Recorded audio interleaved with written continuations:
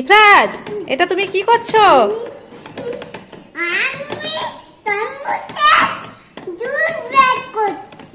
তরমুজের জুস বের করছো? এইভাবে তরমুজের জুস বেরোয়? এটা তরমুজকে তো পিস পিস করে কাটতে হবে, তারপর তো জুস বের করতে হবে।